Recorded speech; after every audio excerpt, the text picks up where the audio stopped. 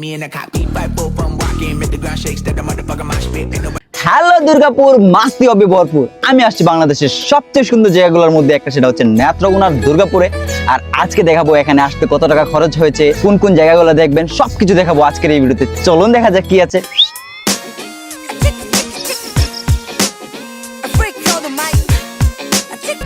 আমরা প্রতিনিয়তই ইট পাথরের শহর ছেড়ে এমন কোনো জায়গা খুঁজি যেখানে প্রাকৃতিক রূপ দেখে চোখ জুড়িয়ে যায়। কিন্তু আপনি কি জানেন, আমাদের বাংলাদেশে এমন একটি জায়গা আছে যেখানে পাহাড়ের রং সাদা আর লেকের পানি কাচের মতো স্বচ্ছ। হ্যাঁ, আমি দাঁড়িয়ে আছি বাংলাদেশের নেত্রকোনার দুর্গাপুরের বিজয়পুরে, যা অনেকের কাছে এক নামে পরিচিত বিরিশিরি সাদা মাটির পাহাড় হিসেবে। ভাই হামানি উঠে গেছে গো ভাই, হামানি। কে আমরা জয় করতে শিখবো। গাম আসুক, যতই আসুক, আমরা থেমে থাকবো না। আমরা সামনের দিকে এগিয়ে যাবই। গামকে আমরা জয় করেই তারপর বাড়িতে ফিরবো ইনশাল্লাহ। দীর্ঘ পথ যখন জার্নি করে আমরা এই জায়গাটাতে পৌঁছাই, সত্যি আমাদের ক্লান্তি যেন নিমেষেই দূর হয়ে যায়। চতুর্পাশে সবুজে সারি সারি গাছ আর সামনে স্বচ্ছ নীল জলের এক জলরাশি, সত্যি এই জন্য এক স্বর্গীয় জায়গা। কেরালার একটা ভাইব আছে ভাই, সেরা। এই যে ট্রেকারগুলো আসতেছে।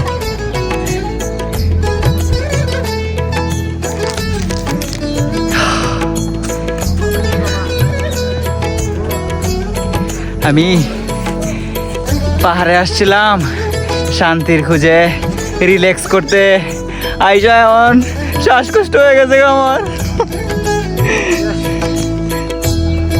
এখান থেকে জাস্ট ভিউটা দেখুন, এক পাশে পানি, এক পাশে পাহাড়, আর আমরা পাহাড়ের চূড়ায়। মানে এক কথায় মাইন্ড ব্লোয়িং প্লেস। নেত্রকোনা এত সুন্দর প্লেস আছে, এটা আমার আগে সত্যিই জানা ছিল। খুবই ক্লান্ত, বাট ভালো লাগতেছে সুন্দর একটা দৃশ্য দেখার পর। খুবই ভালো লাগতেছে। ওয়াও, সেই দৃশ্য সেই।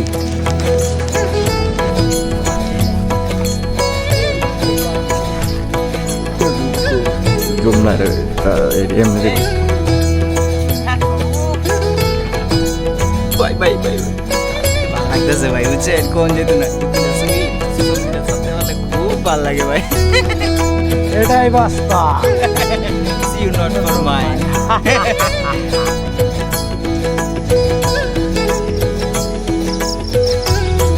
আপনি চারপাশে যে পাহাড়গুলো দেখছেন, এগুলা লাল, কালো কিংবা কাদা মাটি নয়, এগুলো হচ্ছে চীনামাটি, যা দিয়ে সিরামিক বানানো হয়। আপনি জানলে অবাক হবেন যে এখানে সূর্যের আলো পড়লে কালারগুলো সত্যিই চেঞ্জ হয়, কখনো ডিপ ব্লু, কখনো পান্না সবুজ আকার ধারণ করে।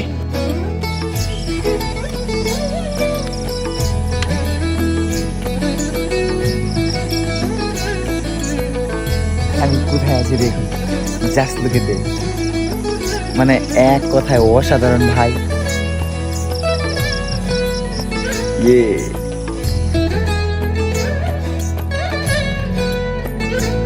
আমার সামনে যে নদীটা দেখছেন, এটার নাম হচ্ছে সোমেশ্বরী নদী। এর পানি এতটাই পরিষ্কার যে নদীর তলদেশের পাথর পর্যন্ত গোনা যায়। বর্ষায় এই নদীটার এক রূপ, আর শীতকালে এটা আরেক রূপ ধারণ করে। বাতাসটা জাস্ট ফিল করুন।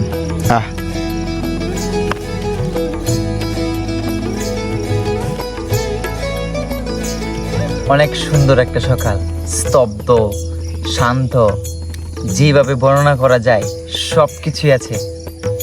মানে কোনো কোলাহল নেই, শুধু আপনি পাখির কলকাকলি শুনতে পাবেন, তাছাড়া কিচ্ছু শুনতে পাবেন না।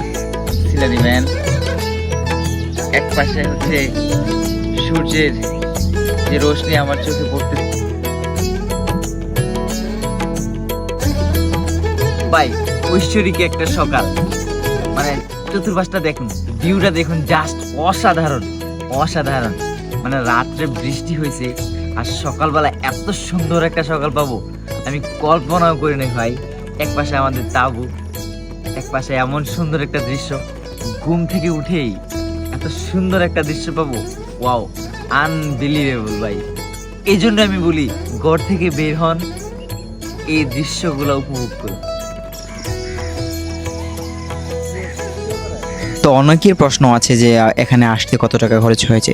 আমরা এসেছিলাম নরসিংদী ভৈরব হয়ে কিশোরগঞ্জ হয়ে নেত্রকোনাতে। সেক্ষেত্রে আমাদের জার্নির ক্ষেত্রে কিছুটা সময় লেগেছে, কিন্তু খুবই কমফোর্টেবল জার্নি ছিল। সেক্ষেত্রে আমাদের প্রথম প্রধান বাহন ছিল সিএনজি আর বাস। সেক্ষেত্রে আমাদের খরচ হয়েছিল 400 টাকার মতো প্রায়। আপনিও চাইলে ঢাকা থেকে আসতে পারেন। মহাখালী থেকে নেত্রকোনা কমলাকান্দাগামী অনেক বাসই আছে, সেই ক্ষেত্রে আপনাদের ভাড়া পড়বে 400 থেকে 500 টাকার মতো। তো আসলে অবশ্যই আপনার টাকাটা ওসুল হবে ভাই। আমি বলবো আপনারা যদি নেত্রকোনা না এসে থাকেন এখনই প্ল্যান করুন আর নেত্রকোনা চলে আসুন। আপনারা তো সিলেট বান্দরবন অনেক গিয়েছেন ভাই, নেত্রকোনা আসুন, আপনার টাকাটা 100তে 100 ওসুল হবে, আমি কথা দিচ্ছি।